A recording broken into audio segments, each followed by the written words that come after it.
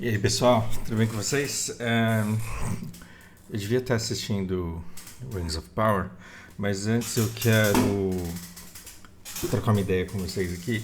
Eu vou fazer um vídeo pro Devora, na verdade, e o Devora tá passando por uns problemas que me comovem bastante porque já me afligiram muito.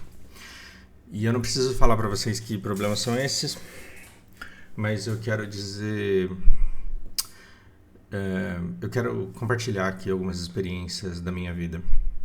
E eu sei que em algum lugar desse canal eu devo ter algum vídeo falando sobre isso, mas me desculpem, eu já não lembro mais.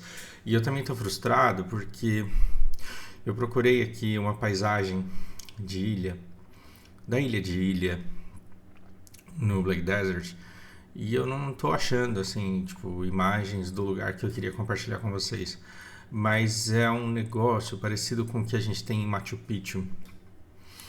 Então, como que será Machu Picchu? Eu não sei. O que você tem em Machu Picchu? Você tem essa agricultura aqui em degraus, né? Eu acho que isso daqui é bastante representativo para o que eu tenho para falar para vocês. Gente, na minha adolescência, eu tive sérios problemas com a minha madrasta, e a minha madrasta ela me acusava de coisas que eu não era. E ela via em mim uma pessoa que eu não era. Ela enxergava uma incapacidade que não era real, e ela não enxergava coisas que, afinal de contas, não era culpa dela não enxergar. Mas eu sempre fui muito frustrado, porque eu sempre quis ser reconhecido e eu não conseguia. Então ela vendia para o meu pai a imagem de uma pessoa que não era, porque era quem ela enxergava. Ela não mentia, mas ela tinha uma versão muito distorcida de mim. E isso durante muito tempo foi um problema muito grande. E essa cura dessa dor que eu sentia quando adolescente, ela começou a vir com um livro que eu comecei a ler, que foi Miyamoto Musashi, do Eiji Yoshikawa. Esse livro já deve estar em domínio público, vocês podem ler de graça, vocês não vão estar cometendo crime de baixar esse livro. E aí o que acontece? Em determinado tempo, o Japão estava meio que pacificado e o Musashi ele não tinha o que fazer da vida. Aí ele podia ficar desafiando professores de academias para mostrar que ele era o fodão, né, da porra toda. Só que isso também não estava trazendo alegria para ele, né? Principalmente quando ele desafia, quando ele insiste em chegar até o líder de uma casa e encontra um velhinho todo de boa, que mostra para ele uma postura que ele entende que era um cara impossível de desafiar. Ele entende que a grandeza não está em ficar vencendo duelos e provando força, e que um velhinho, só o pó da rabiola, conseguiu humilhá-lo com um olhar. Um olhar que o livro do Eiji Yoshikawa não explica, mas que era muito provavelmente um olhar de paz e não um olhar de desafio. E era um olhar de, talvez, de entrega, do tipo, me mata se for te deixar feliz, né? Se você pode se sentir um samurai melhor porque aos 30 anos você mata um samurai famoso de 85, o cara não era tão velho assim, porque as pessoas não viviam tanto tempo. Mas se isso vai te deixar feliz, me mata e vai feliz, embora daqui tendo vencido o duelo, e aí você fala que me venceu. E Musashi percebeu que se ele batesse num bêbado, num velho, ia ficar feio pra ele, que essa vitória não contaria em absolutamente nada. Então, embora o Japão medieval ele fosse muito sanguinolento, Musashi ele aprendeu muito a valorizar a vida. E em determinados momentos, a história dele me dá receita de como dar um bom rumo para minha vida, e depois eu estou devendo vídeo para vocês a respeito de propósito e tudo mais. Isso a gente tem que falar mesmo. Mas ele tem duas paradas, tem duas sossegadas que ele dá ao longo da vida.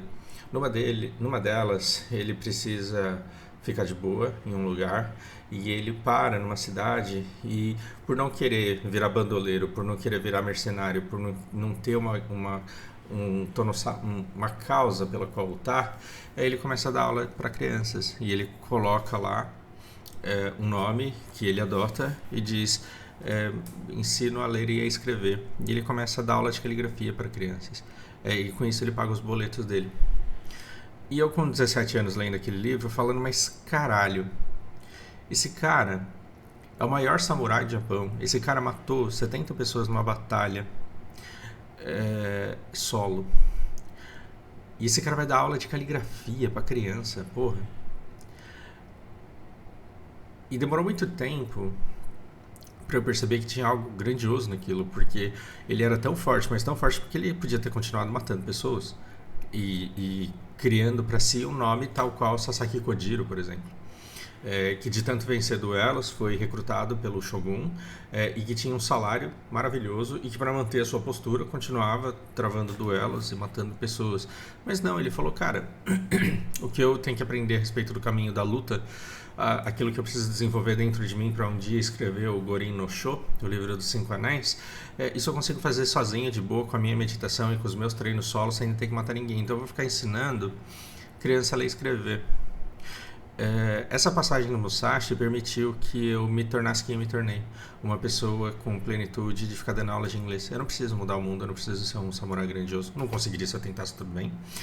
Mas se eu tivesse esse poder de vencer na vida corporativa, ainda assim eu não tentaria. Porque não é porque a batalha está lá, não é porque os samurais estão lá, que eu preciso desafiá-los e vencê-los. Eu escolho quais são as minhas batalhas. E na vida corporativa não tem nada para mim. Nas pessoas da vida corporativa, nas pessoas, não na vida corporativa, mas nas pessoas da vida corporativa existe um trabalho para mim. Eu quero ser healer deles, porque eu já estive lá e eu sei o que eles passam. Então, se eu posso pagar os meus boletos ensinando a ler e a escrever, por que não? Para mim isso tá ótimo.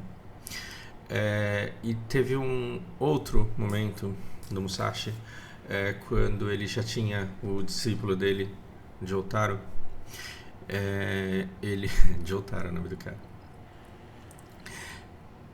Ele chegou numa determinada terra e deu uns 5 minutos nele, e ele falou: eu vou aprender a dominar, eu vou dominar essa terra. Essa terra está em desnível e eu vou conseguir plantar aqui. E ele começou a tentar plantar um lugar. E ele virou motivo de chacota no bairro dele, na vila onde ele estava, porque todo mundo começou a zoar o cara, falando: você é retardado, você não tá vendo que aí é um terreno de desnível, você não tá vendo que o solo daí não é nem fértil, para de ser trouxa, seu otário, vai colocar força num lugar que não seja motainai, que não seja desperdício, que não seja mudar, que não seja inútil, vai fazer alguma coisa que sirva para a comunidade. O japonês, quando vê alguém perdendo muito tempo com uma coisa que não é frutífera, ele sente que a sociedade está perdendo, não é só a pessoa que está perdendo tempo dela, a pessoa está sendo desrespeitosa com a sociedade, porque afinal de contas a sociedade está alimentando a pessoa para gastar energia para não fazer porra nenhuma. E japonês tem uns negócios que me dá raiva, que é ficar chamando você de gordo, você come mais do que você precisa, e outra, você, embora tenha dinheiro, você não está fazendo seu dinheiro trabalhar para a sociedade, você não está trabalhando para a sociedade, embora tenha potencial. Porra, dá vontade de mandar os caras se foder. Por quê? Porque a gente tem uma outra pegada, tipo, se eu conseguir enriquecer e eu posso viver da renda das minhas conquistas, por que não? Então por que eu vou ficar trabalhando se eu posso não trabalhar, por exemplo? E aí você vê que você fala: então, mas é errado. O que é certo e que é errado, a verdade é que as duas sociedades estão colapsando. A gente gosta de ver infinita sabedoria nos japoneses, mas eu não sei até onde essa sabedoria está impedindo que eles colapsem cada vez mais, embora seja uma história muito antiga e um povo muito esforçado, uma história muito bonita. Musashi, nessa terra, ele ficou meses, literalmente meses, sendo chamado de retardado, ao ponto do... talvez mais do que meses, talvez anos, ao ponto do Jotaro falar: porra, tadinho do meu mestre, ele é meio burrinho, né, coitado. Eu dei azar, eu não peguei um cara assim muito capaz, mas ele é um bom mestre e eu não vou abandoná-lo. Então o Jotaro, coitado, ele olhava pro mestre dele e achava que o cara era burro mesmo. E achava que ele estava perdendo tempo. E ainda assim, ele falava: não vou abandonar meu mestre porque ele não deixa de ser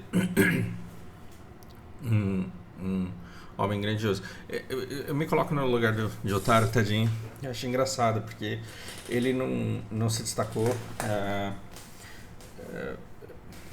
maravilhosamente nas artes marciais, não que eu saiba. E também não aprendeu, não conseguiu canalizar o ensinamento que ele teve a oportunidade de aprender a respeito do que Musashi pensava sobre economia e sobre as outras faculdades que ele tinha. E o que aconteceu? No fim das contas, o Musashi entendeu onde ele estava errando. Porque vários trabalhos de plantio ele perdeu com as chuvas. Várias vezes a chuva levou tudo aquilo que ele tinha se esforçado para fazer. Voltava a caçoa dele, ele voltava a trabalhar, até que ele conseguiu fazer níveis, degraus na plantação. E aí choveu e a chuva não levou aquilo embora. E choveu de novo e o tempo passou e floresceu. E ele teve uma colheita num lugar que ninguém esperava que houvesse e que aumentou muito a capacidade produtiva do vilarejo, porque o vilarejo não tinha só aquele terreno dele em desnível. O vilarejo tinha muitos terrenos em desnível. E o Musashi, quando ele terminou aquilo, ele falou: venham ver o que eu fiz, aprendam com isso daqui. E produzam e enriqueçam. Então o vilarejo inteiro se beneficiou, porque quando ele finalmente conseguiu fazer o que ele queria, o que ele fez? Ele foi embora. Olha que interessante, o Musashi ele podia ter ficado rico, porque afinal de contas foi ele que aprendeu. Ele não podia comprar com o dinheiro, né, com o arroz proveniente desse terreno que ele plantou, todos os outros terrenos em desnível, e com a técnica dele aumentar a produção dali e se tornar senhor daquele vilarejo e se tornar o cara mais rico ali e começar a explorar o trabalho das pessoas e se vingar das pessoas que chamaram ele de otário.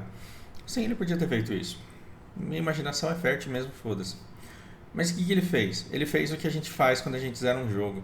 Quando a gente fica com o char forte do jeito que a gente queria ficar, desde o começo, desde que a gente começou a jogar.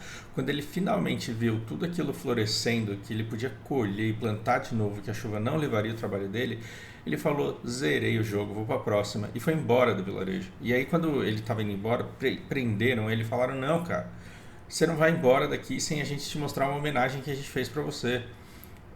E fizeram uma estátua dele no vilarejo e pediram para ele escrever alguma coisa. E o que ele escreveu ali foi: jamais lute contra as forças do mundo.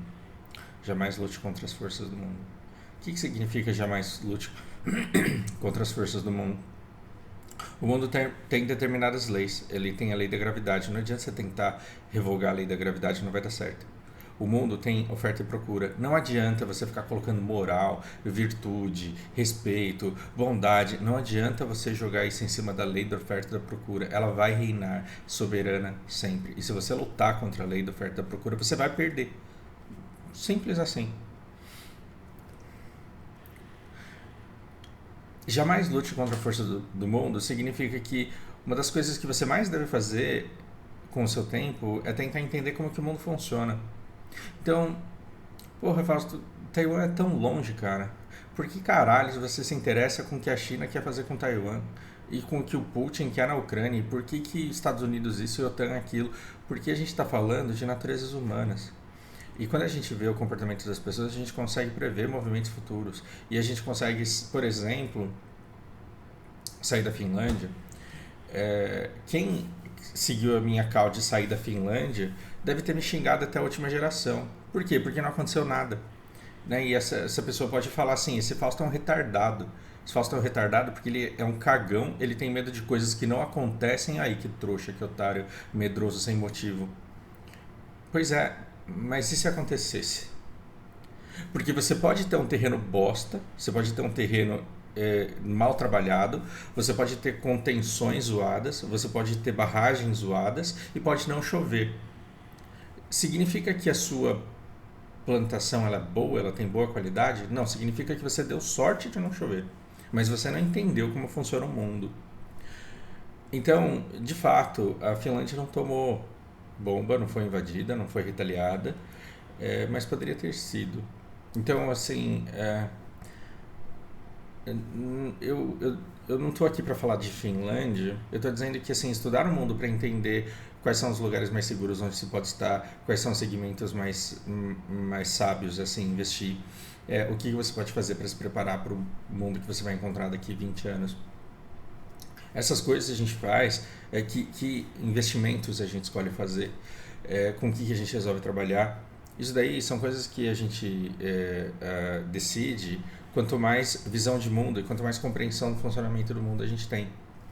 E às vezes você, no processo de aprender isso, no processo de enxergar o mundo, você se dedica a processos de aprendizado que não necessariamente dão frutos.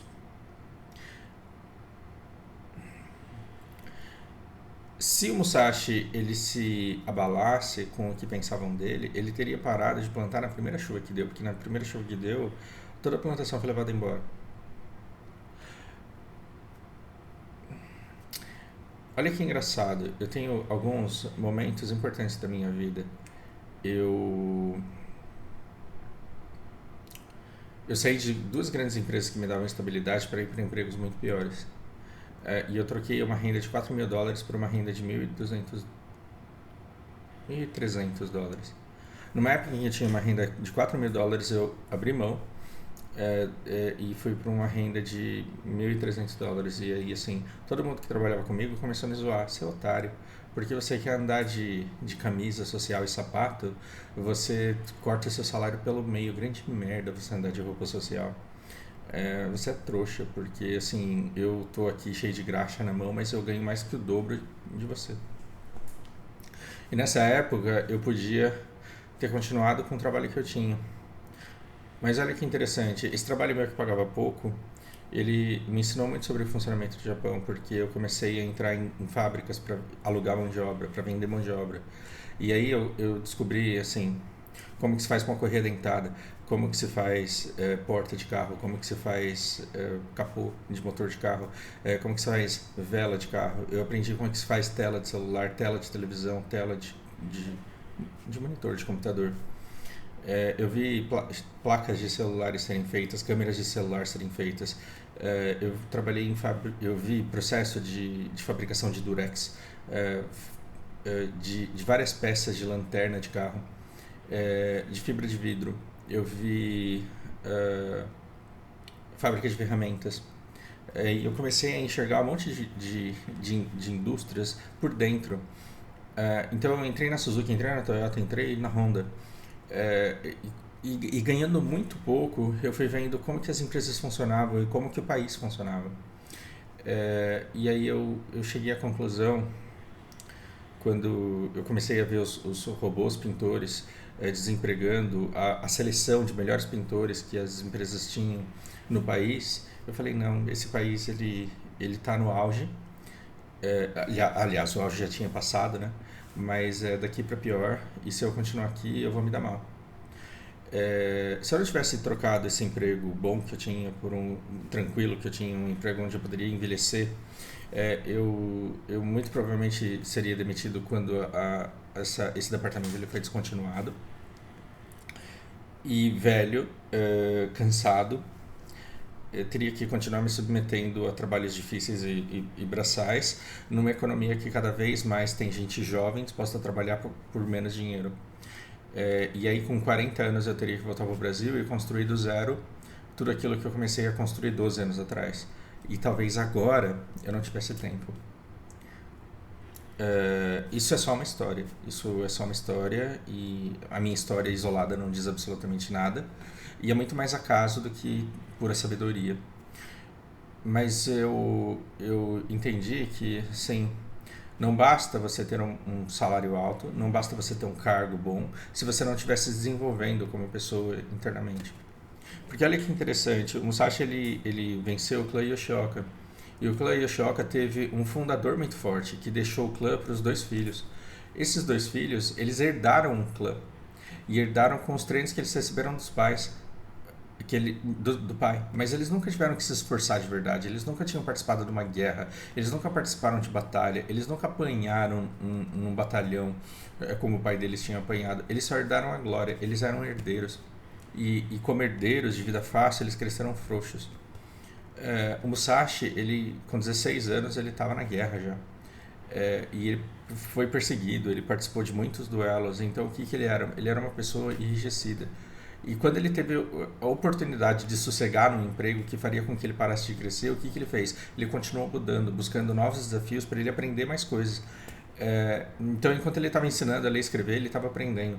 Enquanto ele estava trabalhando nessa terra, ele estava aprendendo. Ele nunca deixou de fazer os exercícios marciais dele. E nunca deixou de pensar em estratégia de guerra, nunca deixou de pensar em escrever, em desenvolver o conhecimento que levou ele a escrever o Gorin no Sho. Livro muito difícil de entender, por sinal. Como toda grande obra, difícil de entender. Eu era muito orgulhoso e era muito dependente do que as pessoas pensavam sobre mim na minha adolescência. Mas aí quando eu me deparo com o Musashi, ele tinha esculpido lá uma deusa Kannon na madeira, e não tinha um puto no bolso, ele estava viajando com fome, ele passou na frente de um restaurante, ele sentiu um cheiro, e ele entrou no restaurante e ele falou, olha, eu tô faminto, não tenho dinheiro, mas eu não vou sair daqui sem comer porque o cheiro disso daqui, eu não consigo seguir a caminhada sem comer, eu preciso que você me dê comida. Eu posso trabalhar para você. A única coisa de valor que eu tenho é essa estátua. Essa estátua eu posso te dar. E o dono do restaurante aceitou. Só que ele estava saindo de um castelo em que ele encontrou com o senhor feudal ali, que se apaixonou por ele, e colocou um saco de dinheiro escondido na roupa dele quando ele foi embora. E quando ele foi tirar a deusa Kannon para pagar o jantar que ele tinha comido ali, o saco caiu e as moedas se espalharam pelo chão. E aí o dono do restaurante ficou puto com ele. Ele falou, cara, vai tomar no seu cu, hein? Você veio aqui na maior humildade, pediu minha ajuda, eu te dou minha ajuda, te dei comida, vou aceitar essa porcaria que você está me oferecendo aí, essa estatueta, quando na verdade você tá cheio de dinheiro desse jeito. E não tem essas coisas que no seriado deixa a gente com raiva, porque você falava, vai tomar no cu, eu nunca faria isso. No Musashi ele fala, você tem razão, me desculpa. Ele foi lá e deu o dinheiro pro cara, pagou o jantar e foi embora. Nossa, cara, eu fiquei muito puto. Eu fiquei muito puto nessa parte da história, porque eu falei, vai tomar no cu. Como que o cara não explicou que ele não era um bandido? Como que o cara não explicou que ele não era um mentiroso? Não, tá errado isso daqui, velho, que samurai burro do cacete. Acontece que depois tem toda uma cena que o pessoal que estava no restaurante viu ele com aquele monte de dinheiro, saiu e tentou assaltar, e todo mundo que tentou assaltar ele se fudeu porque ele bateu em todo mundo. Mas depois ele falou, quando caiu aquele dinheiro no chão, o outro ele tinha plena convicção de quem ele era. Por quê? Porque não conhecia. Você vê um cara entrando no seu restaurante, pedindo um prato de comida por um pedaço de madeira que você tem. Você fala, tá bom, porque você ficou com dó do cara. Depois você descobre que ele tem dinheiro. Você vai confiar nessa pessoa algum dia na sua vida? Só que o Musashi, ele era um andarilho. Ele estava passando por ali. Muito provavelmente ele nunca mais voltaria. E quem ele é, independe do que acham que ele é.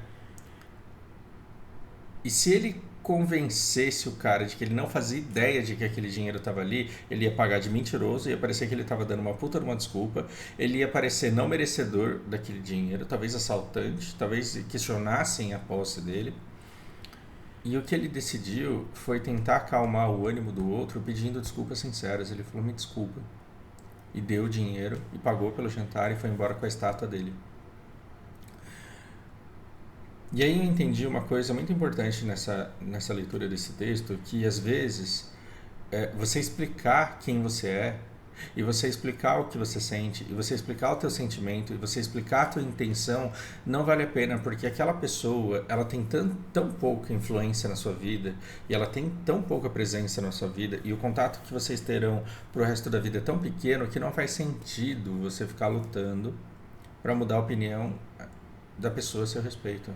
E o que você faz? Você faz com que o tempo mostre quem você é de verdade. Então, olha a relação que Musashi tinha com a imagem dele e com a imagem que os outros tinham dele. Quando ele estava trabalhando na terra, ele queria desenvolver a habilidade de agricultor. Ele não se importava com quem enxergava nele um tapado que tentava plantar num lugar que não dava para plantar. Ele tinha um problema para resolver com ele de se tornar capaz de plantar ali.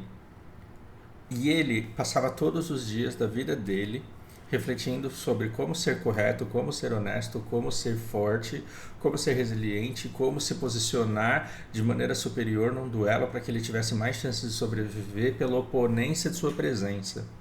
Era isso que passava pela cabeça dele. Agora, o que uma pessoa aleatória que estava numa circunstância inesperada, negativa, pensava sobre ele, o que essa pessoa pensava sobre ele não tinha poder de alterar quem ele era, e ele não perdia tempo com aquilo que ele não tinha controle e que não era de seu interesse. Quando ele venceu a Academia Yoshioka, veio um monte de bons lá falar que ele era covarde, que ele isso e que ele aquilo. Mas ele seguiu os princípios dele, aquilo que ele considerava certo. E de acordo com o código de samurai que ele seguia, o comportamento dele era justificável. Então o que o Bonzo ficava falando sobre o comportamento dele, influenciado por uma matriarca que estava com raiva que ele tinha desviado o filho dela do caminho de administrador, de herdeiro da administração da vila, para ele não importava o que essas pessoas de fato pensavam, fazia muito pouca diferença. Mas olha que interessante, o tempo é o senhor de todas as coisas. O tempo mostrou que o Musashi estava de fato tentando entender o mundo e não impressionar os moradores da vila. Ele queria ser capaz de produzir, fazer aquela terra dar frutos. Ele não queria mostrar para todo mundo como ele era o pica-grossa, esforçado pra caramba, agricultor, dono de terras, o agroboy. Ele não queria essa visão. E ele queria ser forte de fato para conseguir duelar. Ele não queria ser reconhecido como alguém forte, pura e simplesmente pelo ego dele. Então, como ele se concentrava naquilo que realmente importava, o tempo se encarregava de mostrar o que estava acontecendo. E o tempo mostrou para ele que, na verdade, não foi ele tentando roubar o lugar do Matahashi. Foi a impossibilidade do Matahashi ser respeitado por toda uma vila de tão burro que ele era. Então, o Musashi ter ido embora e ter deixado o Matahashi lá não fez com que ele brilhasse como herdeiro e então o líder da comunidade. Mas o Musashi ele se provou bom agricultor, bom professor de caligrafia, bom escultor, bom samurai e bom estrategista. Imagina o Musashi em vida sendo reconhecido como um dos maiores samurais que o Japão já teve, depois de ter recebido várias propostas de trabalho de shogun e rejeitado porque ele não queria trabalhar para ninguém. Aliás, a mesma raiva que eu tinha dele não ter explicado pro dono do restaurante que ele não era mentiroso, eu tinha dele nunca ter aceitado um trabalho no shogunato. Porque eu falava, esse cara podia ser rico pra caralho, ele podia comer japonesa pra caralho, esse cara podia andar de Ferrari, esse cara podia ser muito rico, ele tinha poder, ele tinha um conhecimento pra isso. Mas na cabeça dele, ele não tinha entendido ainda o caminho da espada, e se ele vendesse o trabalho dele para algum senhor, ele deixaria de alcançar esse estágio de desenvolvimento, que é o que ele buscava como objetivo de vida.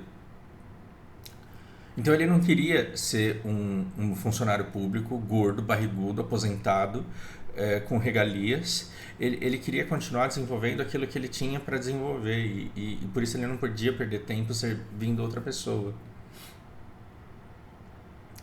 E agora eu vou fazer uma pergunta bem idiota. Musashi ele foi bem sucedido na vida? Foi. Sabe onde esse cara morreu? Uma caverna. Rico? Não. Poderoso? Não. E o que toda a fama dele trouxe para ele de resultado financeiro ou social? Nada. Então, a gente está aqui para dizer que o sucesso na vida, ele depende do seu critério do que sucesso é, e que se você ficar tentando buscar o sucesso no olhar do outro, você está fadado ao fracasso desde o primeiro dia, porque é impossível agradar todo mundo. Se você tem fã, você também tem hater. É impossível você agradar todo mundo. Você pode ser o Cristiano Ronaldo, você pode ser aquela Gal Gadot. Vai ter gente que vai te odiar e vai falar que você não tem sal, que você não tem graça. Você não pode se deixar abater pelo que enxergam em você. E você não pode se deixar definir pelo que pensam de você. E olha que engraçado, toda vez que alguém te insulta e diz que você é preguiçoso, vagabundo, fracassado, burro pra caralho, porque você não tem determinada coisa, porque você não conseguiu determinada coisa, essa pessoa está analisando seu sucesso de acordo com os critérios dela. Muito provavelmente ela olharia para o Musashi e falaria: ah, cara, caligrafia todo mundo ensina. O cara trabalha com o pé no arrozal, plantando arroz. Ah, se foder. É... Então, quando a gente fala de jogar pérolas aos porcos, o que significa quando a Bíblia diz que você não deve jogar pérolas aos porcos? Não adianta você jogar uma pérola para um porco achando que ele vai reconhecer o valor da pérola, porque ele não vai. Ele vai achar que aquilo é uma sujeira que caiu na lavagem dele. Ele vai ignorar essa pérola, não vai comer, ou então ele vai comer e vai cuspir, ou então ele tirar dali ele não vai, mas feliz ele não vai ficar de encontrar uma pérola no meio da lavagem dele. Então, determinados conhecimentos preciosos e determinadas habilidades preciosas e uma natureza preciosa, ela muito provavelmente passará irreconhecida pelas pessoas medianas. E aí você tem que escolher o que você quer. Se você quer ser Musashi, desenvolvendo tudo que ele desenvolveu em vida, porque assim a força física dele decaiu, a filosofia dele, o conhecimento que ele desenvolveu sobre o mundo, não. Tá aí até hoje. Tem executivo que tem o livro dele no escritório, na estante, assim, para pagar de intelectual. Você quer isso? Ou você quer ser reconhecido como alguém descolado? Aí você vai ter que ser TikToker. Então, assim, imagina o TikTok daqui 30 anos, intacto, com toda essa bagagem aí, e a geração daqui 30 anos, né, pós-guerra, olhando para tudo que essa galera está fazendo hoje em troco de visualização. Então imagina a vozinha lá falando: oh, na minha época eu tinha 150 mil seguidores do TikTok. Parabéns. E o que ela fazia? Ela fazia uma dancinha com o mendigo, fazia o desafio da semana, fazia o challenge não sei das quantas. E porra, parabéns. Mas e aí? E uma coisa que o Musashi ele serve inclusive para as meninas, é, quando o Musashi ele estava começando a trilhar o caminho dele lá, tinha uma geisha famosíssima, famosíssima. Todo mundo queria comer essa mulher, todo mundo pagava horrores para desfrutar a companhia dela, todo mundo queria, onde ela ia, todo mundo ia atrás. E aí uma vez o Musashi ficou sabendo que essa mulher ia estar lá. Como ele já tinha conversado com ela uma vez, ele foi lá conversar com ela de novo. Chegou lá, não era mulher. Olha que coisa. Ele chegou para conversar com uma mulher que devia ter a idade dele. Aí quando ele olhou, era uma mulher 10 anos mais nova. E ele descobriu que essa geisha que ele tinha conhecido, ele não tinha conhecido pelo nome dela, ele tinha conhecido pelo título dela. Olha que interessante isso. E aí ele faz uma reflexão com ele mesmo. E aquela lá que eu conheci? Ninguém sabia mais dela. Ninguém sabia onde estava, para onde tinha ido, o que tinha acontecido com ela. Porque a beleza ela não é perene, ela é efêmera. A sua beleza dura muito menos do que você. O vigor da sua juventude dura muito menos do que você. E se você se dedica a esse florescimento da beleza, você vai ver ele decaindo, enquanto você ainda estiver aí de plena consciência do mundo que te cerca. E a reflexão, e aí Musashi não diz isso, mas você percebe que ele também desenvolve essa visão de que do mesmo jeito que a beleza da outra já não era nem lembrada, porque ela não precisou nem ficar feia, não precisou nem ficar murcha. Só precisou que a nova geração, uma menina 5 anos mais velha, mais nova, 10 anos mais nova, aparecesse com uma beleza exuberante, extraordinária, para que ela fosse completamente esquecida. Musashi entendeu que ele também ficaria esquecido, porque se um dia ele conseguiu derrubar 70 Yoshioka num duelo só, se um dia ele conseguiu derrubar Sasaki Kojiro, que era o samurai mais pica grossa ali do rolê, o físico também decairia. Mas ele teve em quem se inspirar. Ele teve aquele velhinho lá, Tanzaima, eu não lembro o nome do cara agora. Ele teve velhinho que ele foi desafiar porque ele queria ser visto como o cara que derrotou o velho. Mas ele percebeu que aquele velho estava num patamar inalcançável para ele naquela época, porque ele tinha deixado de ser só um guerreiro e se transformou numa pessoa muito mais sábia, que conseguia vencer com um olhar. E ele queria se tornar esse cara, e ele se tornou. Olha que interessante. Será que aquela tia, a mãe do Matahashi, será que o velho que ficava babando o ovo da mãe do Matahashi, será que os primos do Matahashi, quando viram, não viram, né? Mas se vissem Musashi dentro da caverna escrevendo o livro dele, será que eles achariam que Musashi era uma pessoa de sucesso? Um cara vivendo numa caverna, escrevendo um livro, num papiro lá, tudo zoado, tudo fodido? Muito provavelmente não. Falaria, sabia que esse cara aí não ia dar em nada. Aí que otário, trouxa. E hoje, um romance escrito sobre a vida do cara é um dos livros mais lidos no Japão. E o livro que ele deixou é tido como bíblia de muitos executivos. E o nome dele é mencionado em todas as escolas do país, em todas as gerações, quando se trata de falar da era dele e quando listam o nome dos maiores samurais. A gente tem pessoas grandiosíssimas que não foram reconhecidas em vida. Por quê? Porque era tanta gente medíocre olhando de fora que não conseguia reconhecer o valor do cara. Então eu quero que você imagine Musashi velho aqui na nossa conversa, e se eu chegasse para ele e perguntasse assim, Musashi, o que você acha do do Devora que está preocupado com o que a tia dele pensa sobre ele? Talvez ele te contasse sobre o que a mãe do Matahashi pensava sobre ele. É, uma mulher que via o filho fracassado e precisava, para se consolar, de uma desculpa do porquê que o filho era fracassado, e falava que a culpa era da má companhia. E aquilo era tão importante para a vida da véia que o Musashi ele não queria nem tirar isso dela. Como ele tinha lembranças afetivas muito carinhosas do Matahashi e da mãe dele, se aquele ranço que a véia tinha dele fazia com que a vida dela fosse um pouco menos amarga e desse uma justificativa do porquê que a vida dela era tão bosta e porquê que o filho dela era tão merda, então que fosse assim. E já que o ranço que você tem de mim te traz leveza e faz você se sentir superior, então que assim seja. Muito provavelmente ele te diria isso. E muito provavelmente ele te diria que se ele se importasse com a opinião dos outros, ele nunca teria lutado, ele nunca teria plantado, ele nunca teria escrito, ele nunca teria feito nada daquilo que realmente tem valor para as pessoas que estão buscando por aquilo. A gente está numa sociedade muito burra. A gente está numa sociedade que dá valor para as pessoas pelo dinheiro que elas têm.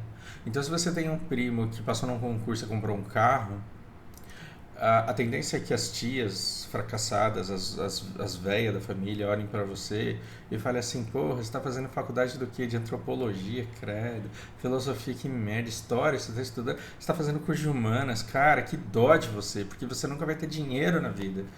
Como se a gente viesse para esse mundo para ter dinheiro e não para trilhar o nosso caminho único, já que nós somos pessoas únicas nesse universo.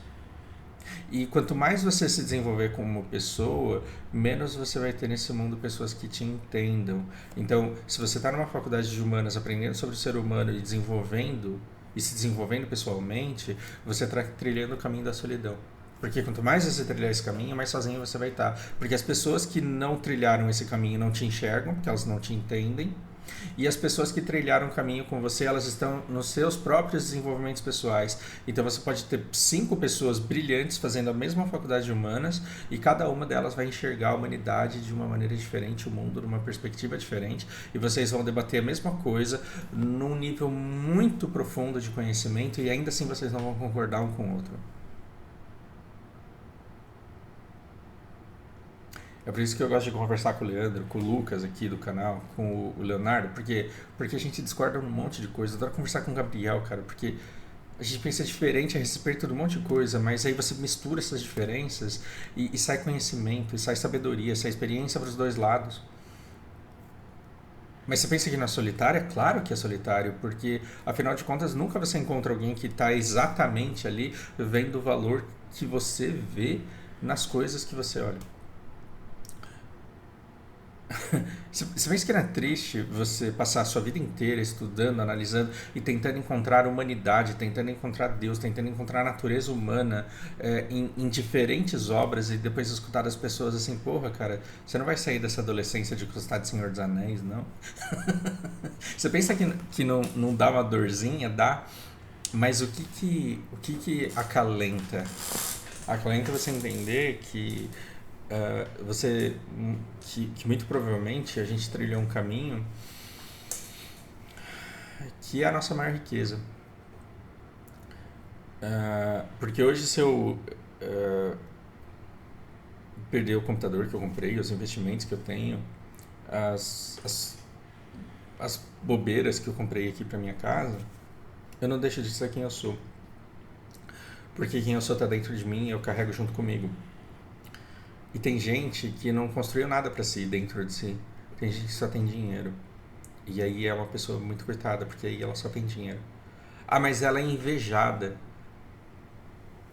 Você pode estar no momento da sua vida em que você carece tanto de admiração do outro, de reconhecimento do outro, porque você não está com aquele set que todo mundo admira e gosta e paga pau, porque é o set vencedor, é o meta, é o set meta. Você pode não ter carro, não ter uma casa grande, e aí você pode ser muito carente da admiração do outro.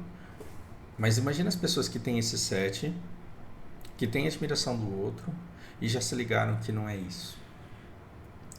Uma pessoa que está com carro, está com casa, está com trabalho, está extremamente vazia, está buscando um propósito, está buscando aprender alguma coisa, só que não sabe o que essa coisa é, e está querendo viver alguma coisa que não sabe o que é, e está buscando um preenchimento para a alma que não sabe o que é. Diferente de você, essa pessoa não tem nem esperança de um dia ela ter admiração dos outros pelo set que ela tem, porque ela já tem o set e não preencheu o que está ali dentro dela. A gente quer o que a gente não tem, a grama do vizinho é mais verde. Então, enquanto você não tem dinheiro, enquanto você não tem carro, enquanto você não tem condições de andar com um celular bacana, enquanto você não pode ser visto num restaurante legal, você fala, cara, se eu pudesse fazer essas coisas, eu seria feliz. Sabe que sentimento é esse? Aquele que você tinha do seu primeiro pen. Se eu tivesse um pen, eu seria feliz. Aí depois virou 2 pen, aí depois 3 pen. Se eu fosse full pen, eu seria feliz. Aí você consegue full pen, você fala, que merda, agora eu tenho que parar de jogar. Porque não era isso. Então, quando você descobre um caminho de humanas que fala, nossa, isso daqui me dá conteúdo para eu buscar o resto da vida e eu não vou ter tempo de consumir tudo isso, mas cada dia que eu andar um pouquinho eu vou me sentir um pouquinho melhor do que eu era antes e eu vou me orgulhar depois do resultado de tudo isso. Então, se eu for chegar velho, eu vou olhar para trás e vou olhar tudo que eu aprendi, tudo que eu fiz, tudo que eu transformei e eu vou me orgulhar disso, por que eu preciso de admiração da minha tia, caralho? que não entende os livros que eu li. Como que eu vou provar para ela o valor dos livros que eu li que ela não leu? Se ela não tem interesse de saber o que é isso. Então, se você já entendeu que a sua tia não vai, por não estar grávida, não vai dar à luz a compreensão de filosofia, por que você quer que ela reconheça o seu valor por entender filosofia? É uma batalha que não pode ser ganha. É uma batalha que não pode ser ganha. Como que você compensa isso? Mudando a fonte do seu combustível. Você não pode depender da admiração de quem não consegue enxergar quem você é. Você entra num outro ambiente e talvez você comece aí a sugar a visão dessas pessoas sobre você. E mesmo assim você vai estar no caminho errado. Você só vai ter paz na vida a hora que você amadurecer ao ponto de falar, eu sei quem eu sou. Eu não dependo da validação do outro para ser quem eu sou. E eu sei para onde eu estou indo. E eu sei o que eu quero aprender. E eu sei o impacto que eu quero causar para a sociedade, para as pessoas à minha volta. Eu quero fazer bem para as pessoas à minha volta. Inclusive para aquelas que não entendem o quanto eu faço bem na vida delas, porque elas não sacaram ainda o que eu proporciono para elas. Bom, eu falei mais do que eu devia e eu estou atrasado para assistir o Rings of Power, e aí amanhã eu tô fudido. Mas espero que tenha sido útil, espero que sirva pra alguma coisa. E, cara, uma das maiores riquezas que eu tenho na vida, além da minha irmã, da Lari, da Lana, olhando pra mim e abrindo um sorriso quando ela me vê e me puxando pra passear na praça, é que eu posso dizer que eu tenho amigos. Você é meu amigo. Na época que eu tava trabalhando no Japão e que eu me considerava uma pessoa bem sucedida, foda pra caralho, porque mandava numa linha, ah, que merda, né? Eu olhava pra minha vida e falava, caralho, eu tenho 2 amigos que estão no Brasil e é isso. Mentira, eu tenho um pouco mais. Mas no Brasil e é isso. Eu chegava pra trabalhar e eu via um monte de gente que me odiava. E eu falava, cara, o que eu tô fazendo na minha vida? Eu tô perdendo tempo. Tô perdendo tempo. E hoje eu olho pra trás e eu não vejo assim o dinheiro que eu ganhei, as coisas que eu comprei. Eu vejo todos os alunos que eu tive, todas as amizades que eu fiz e todas as portas abertas que eu deixei pra revisitar.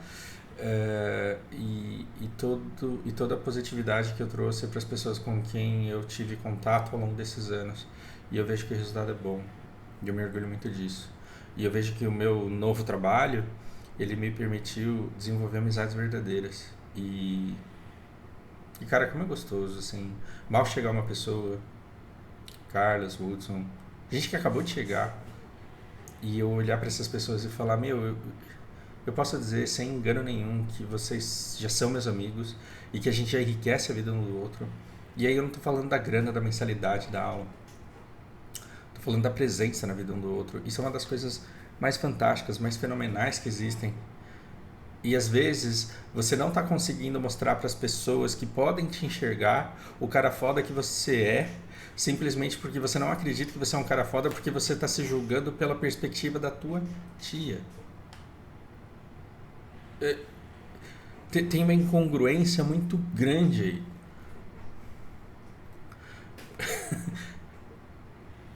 Você tem que conversar com as pessoas que têm a mesma natureza que a sua, que têm os mesmos assuntos de interesse que os seus. Aí você vai construir conhecimento, vocês vão chegar no final do papo e vão falar, caralho, que papo foda, como a gente agrega a vida um do outro, e é pela sua relevância na vida dessas pessoas que você vai passar a conhecer, que você vai olhar para trás e vai ver um rastro de boas conexões que vai fazer com que você chegue à conclusão de que essa vida vale a pena ser vivida.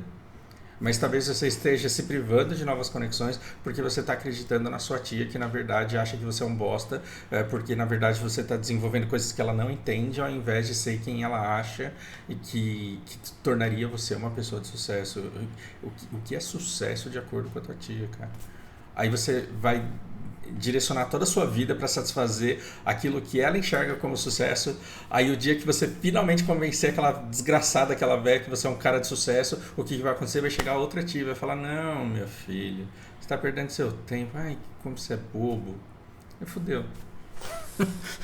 Bom, chega. Agora eu vou lá assistir meu seriado. Por hora é isso, grande abraço.